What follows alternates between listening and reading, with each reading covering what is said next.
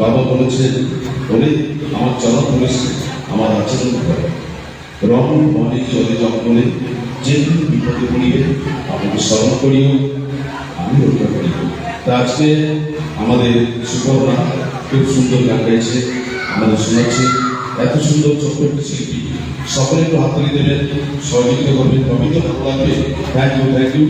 এবার আমাদের রাউতালি লোকনাথ বাবার আশ্রমে আমাদের যে মহারাজ, উনি এই শিল্পীকে গীতা এবং 101 টাকা দিয়ে প্রথম সম্মাননা করলো শিল্পীকে।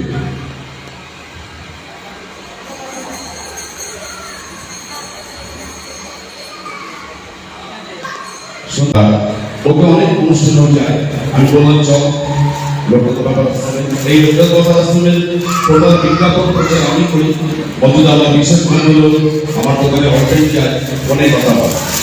আজকে সাউন্ড সিস্টেম অতি প্রসিদ্ধ, খুব ভালো, খুব ভালো। এই যে শ্যামল আছে, আমাকে ছেড়ে শ্যামল সভা, ওদের পুজোর সমস্ত বিজ্ঞাপন আমি করি।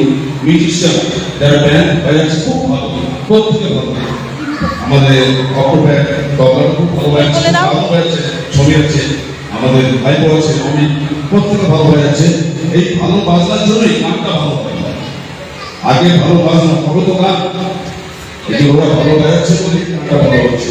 থ্যাংক ইউ সো মাচ সকলকে। এবার আমরা দ্বিতীয় গানে ফিরে যাবো সুপর্ণা।